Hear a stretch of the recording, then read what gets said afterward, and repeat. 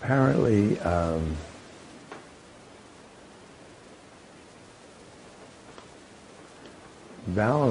Valentine was a saint, and he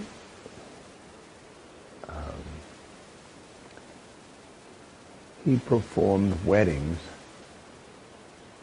in Rome when the Roman Empire didn't allow weddings.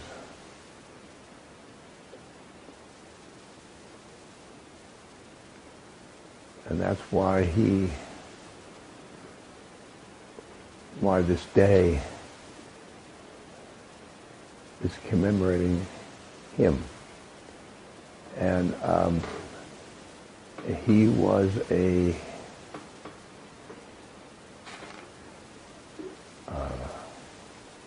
he was killed.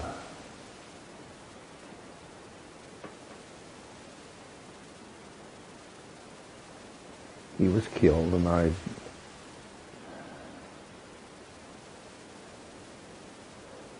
but I don't think that has anything to do with it. Okay, here we go. Questions?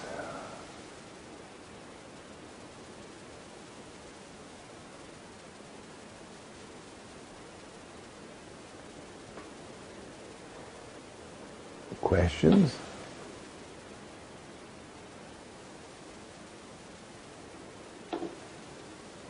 Okay. Our first question for you.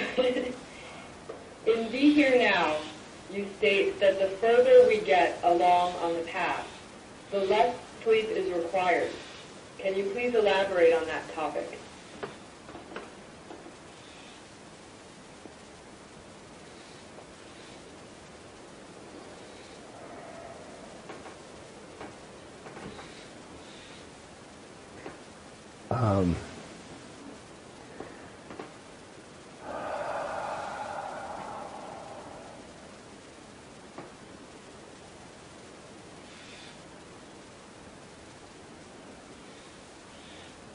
Because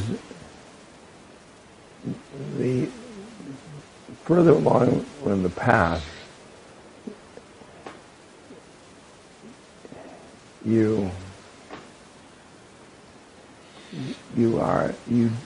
get deep sleep.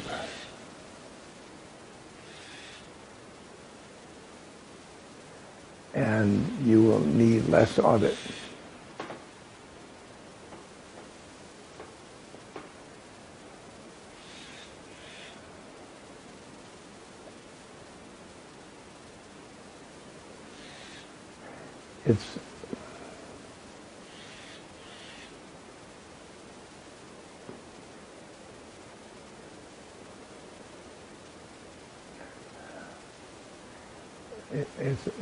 That's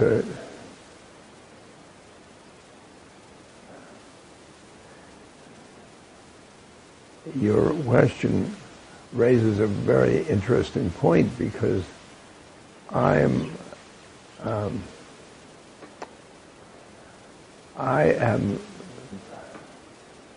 having troubles getting to sleep. And I'm supposed to be far along on the path.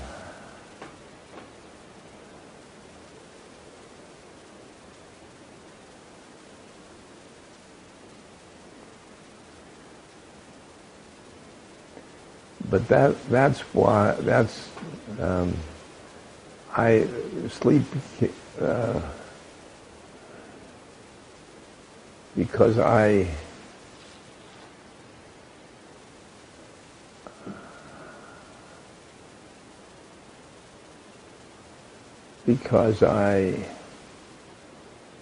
have aches and pains in my body. And that's why I get so little sleep.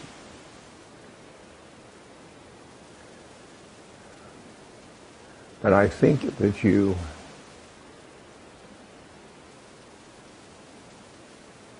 when you further on the path, you have less anxiety, and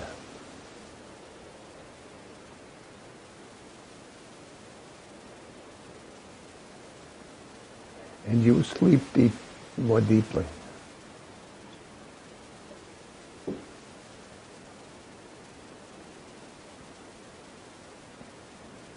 Yeah. Question?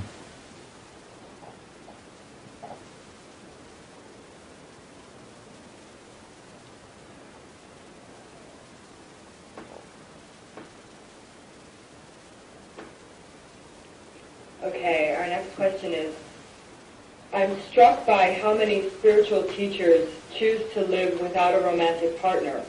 What are your thoughts on being in a relationship and walking a spiritual path? What's the second part of that? What's your thought on walking a spiritual path without a partner?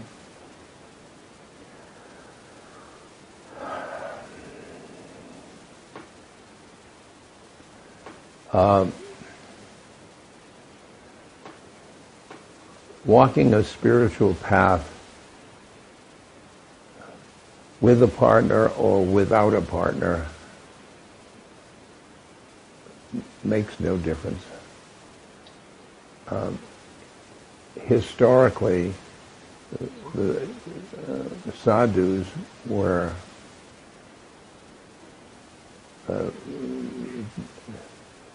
they were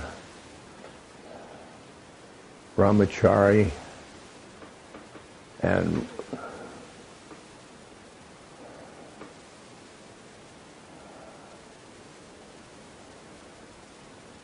we don't have a wife.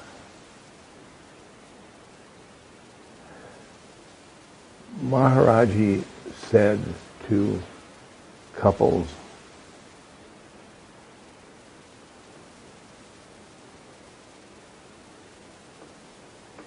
you can get to God either way. Either way.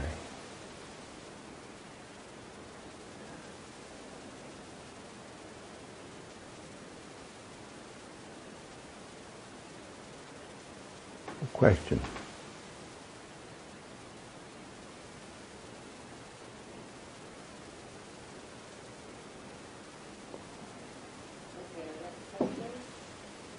How does one navigate the inner realms without a specific teacher or guru to act as a guide?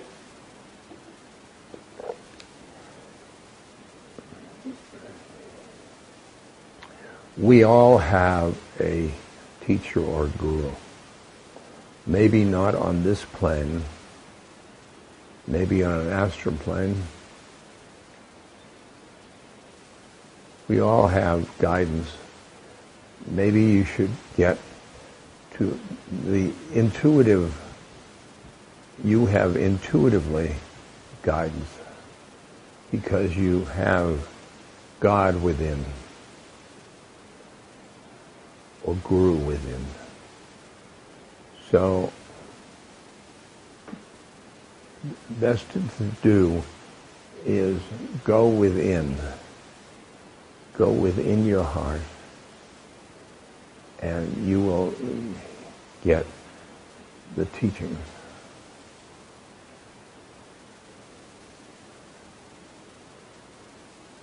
Question.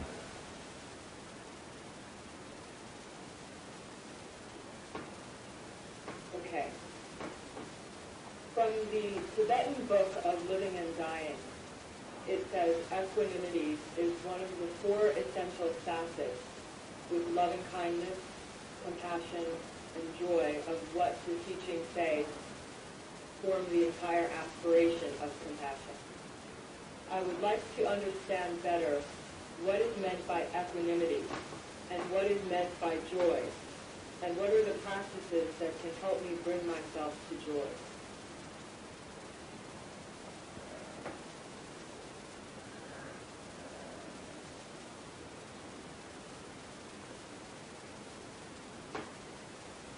Equanimity is not being thrown off by change. By change.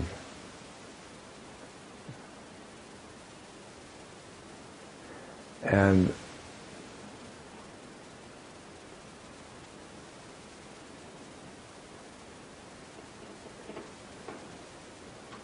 joy is a spiritual happiness.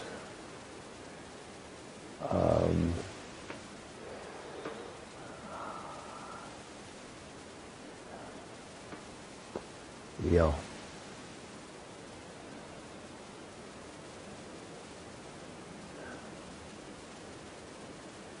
I think happiness is worldly, and joy is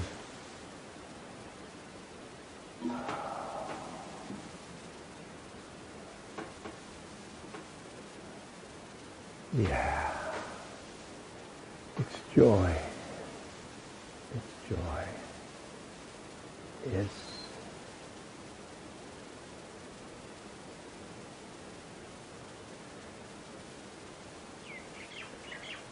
It's permeating you.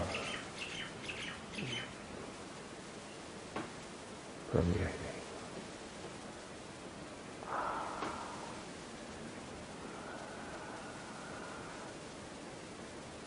Oh boy. Joy is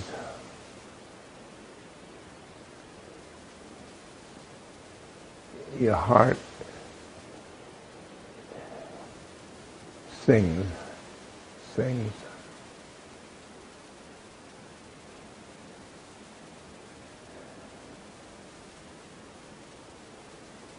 Wow.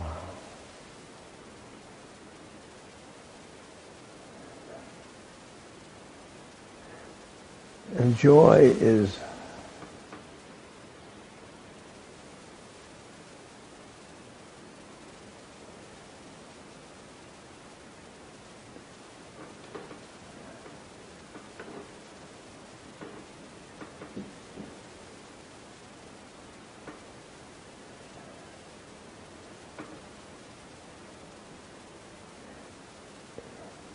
it's where where you get into the weave of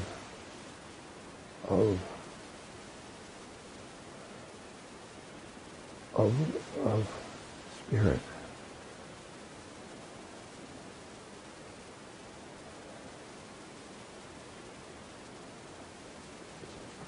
And your heart sings. Your heart sings. Question?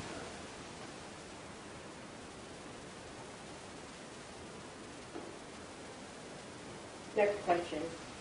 I find myself at 60 years of age feeling like a spiritual seeker, similar to when I was 25, but this time it's a renaissance. Can you talk again about the spiritual life at 60? Okay. It's a renaissance. Okay. At 60, it's a renaissance. Some yada.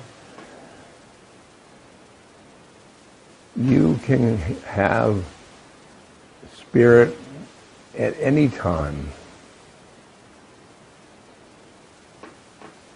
and better late than ever.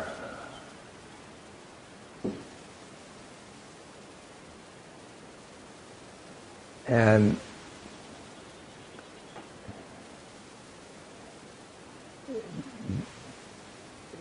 at 60, you are freed from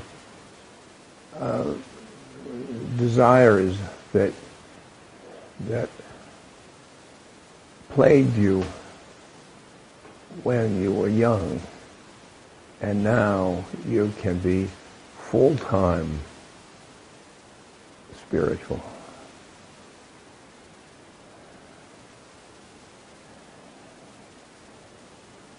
And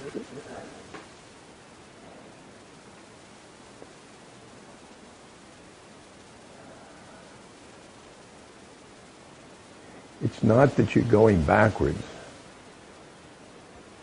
you're going forwards. And 60 is a beautiful time for spiritual journeys. Yeah. Yeah. Okay. Question? Okay, our next question is, I have several friends who are hunters and devout NRA members, believing that whatever you do is as high as you are. How do you feel about handguns for protection, or guns in general, that they're evil, or is it determined by the consciousness of the gun owner?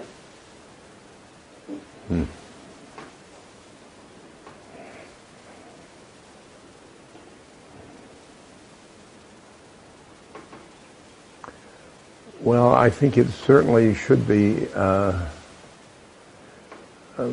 consciousness of the owner.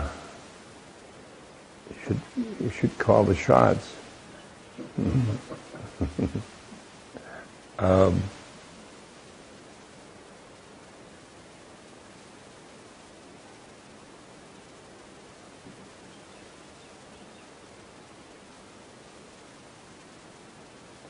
I really don't feel that guns are prohibitive. I think that guns are repeating the guns. Repeating guns are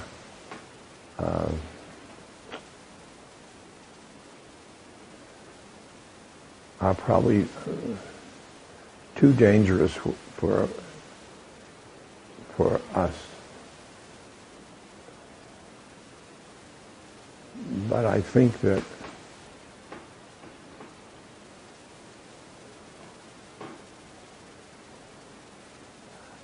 it would be the consciousness of the gun owner and the consciousness of the society as to when we use them, and probably consciousness of the society to programming to television and movies, because those are programming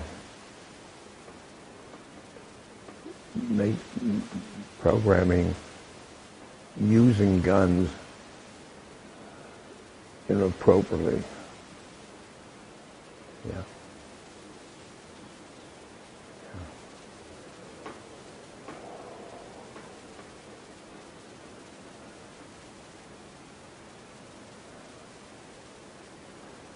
Question. Okay, our next question is, how can you tell if working with a relationship is part of your dharma, or if it's time to leave a partnership that's not fulfilling?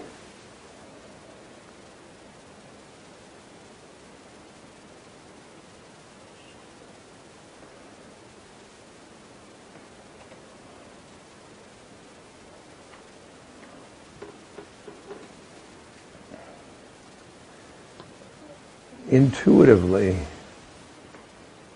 you know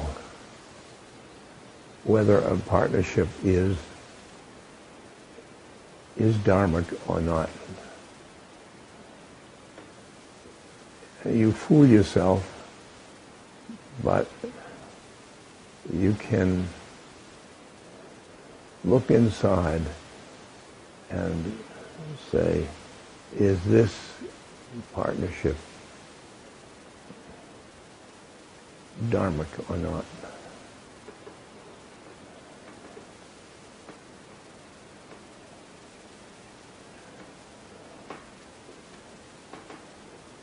And whether it's fulfilling or not, that has nothing to do with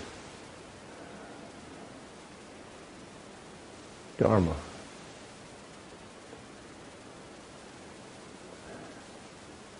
A hellish relationship can be dharmic.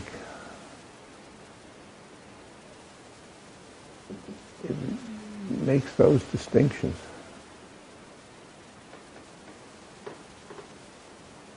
But dharmic means that it's taking you to God,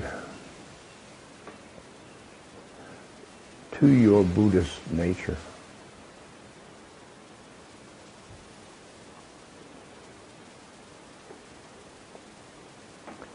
And there are so many things that we each have in our lives that take us to God. Yeah. Question?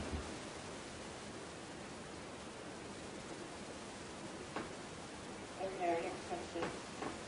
I am going through a dark night of the soul phase in my life.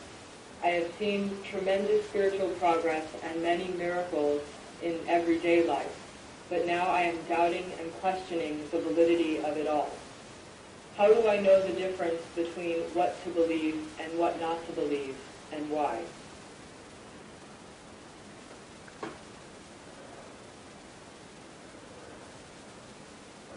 Well, doubting is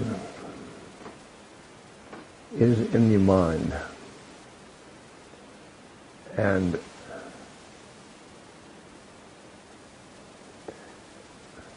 faith is in your heart.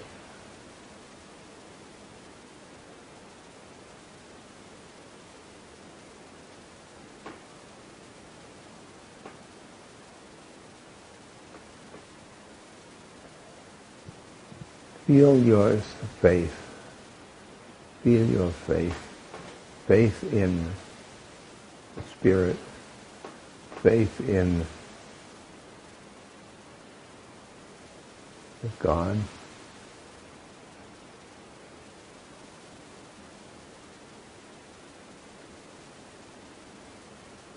Surrender it. Surrender to consciousness.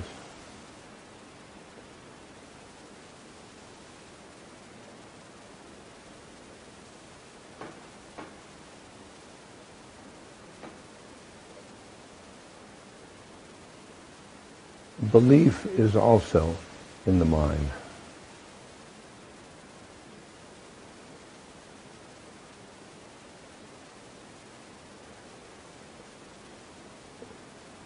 So you have a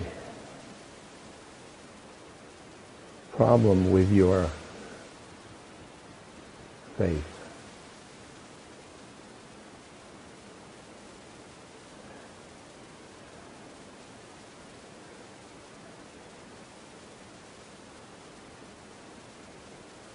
Your ego, which is in the mind,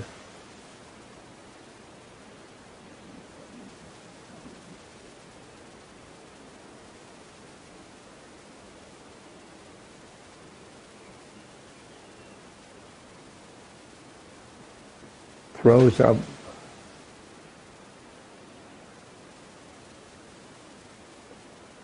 doubts,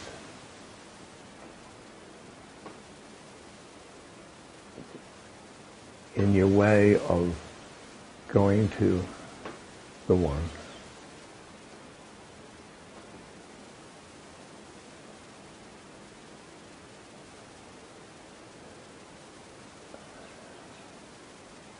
Yeah.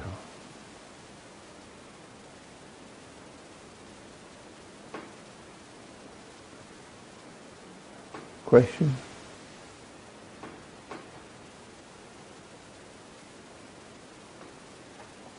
Okay, our next question. Could you please speak to what it means for one to not be attached to the fruits of their own actions, and also how we might go about achieving this?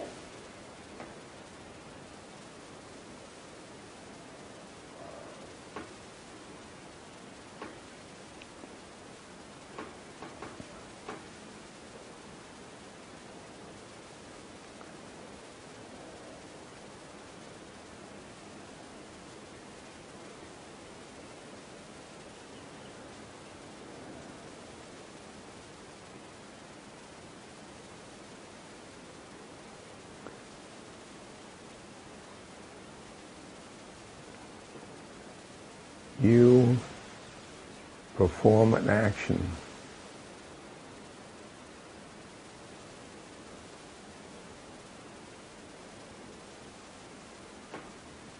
the action itself would satisfy you.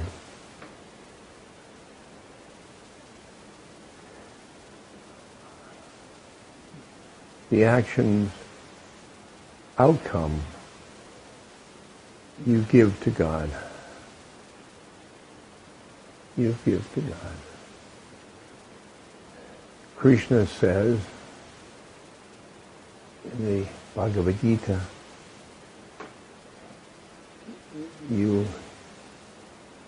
to Arjuna, you do your actions and then you give the fruits to me.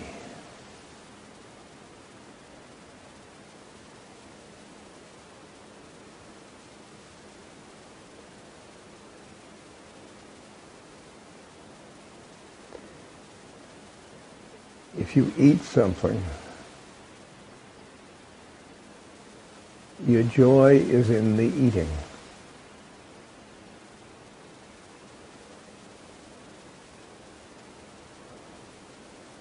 Whether the eating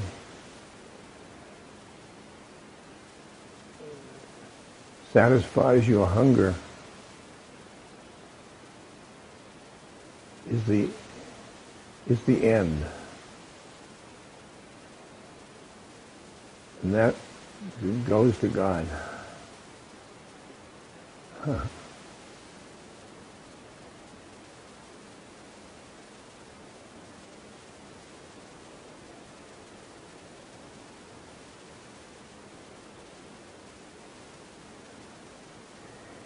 It's just so that you don't get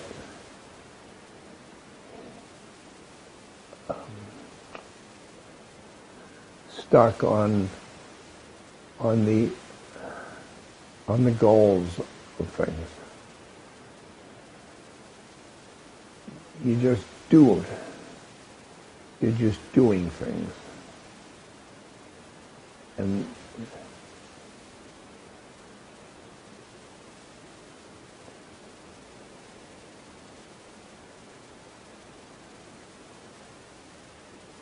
you do them, and then the outcome goes to God.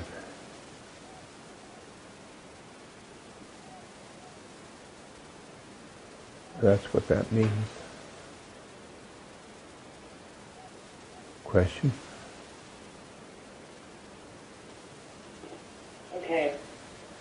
When you connect positively with an individual who is active in a tradition or lineage with which you feel uncomfortable or distrustful, how might that be reconciled?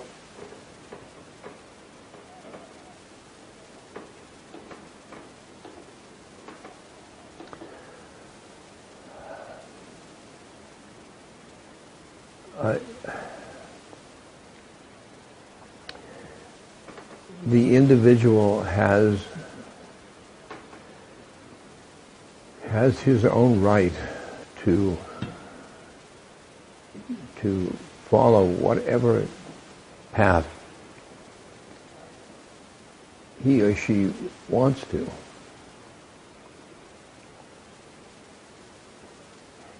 And you should not judge other paths. Find your own path and go with it. And just go with it and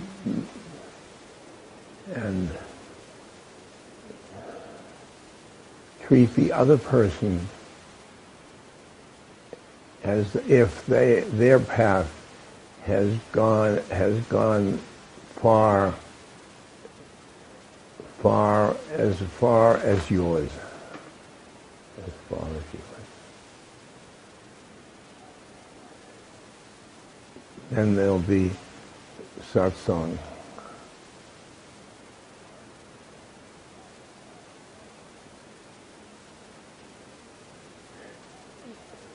Judging is in your mind.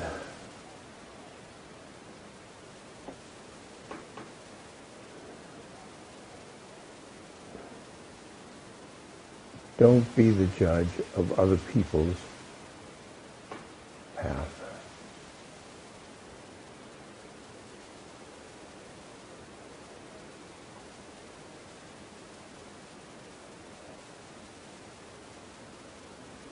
Yeah. Question? Okay, next question. I was born to a conservative Jewish family, and I rebelled through an exploration of different faiths. I've always found myself particularly concerned with the question of the karmic significance of my Jewish birth, and how I may or may not have honored that. Do you have any advice concerning these matters?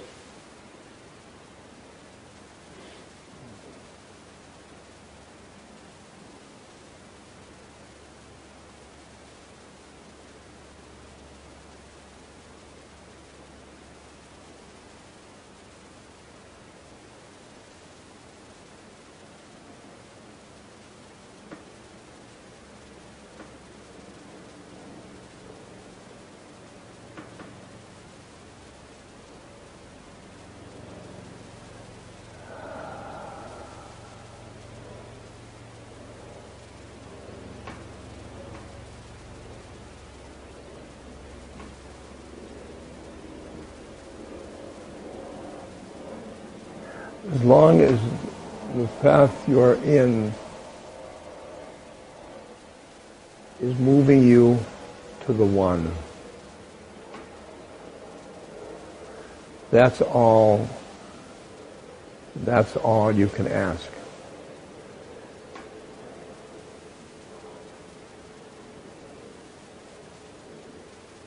And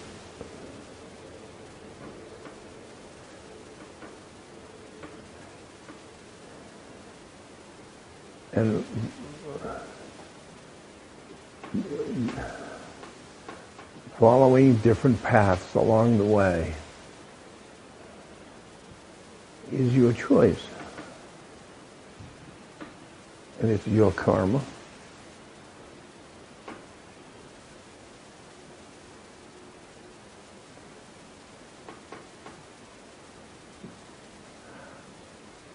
I don't think there is bad karma for leaving a path, even if it was one your parents gave to you.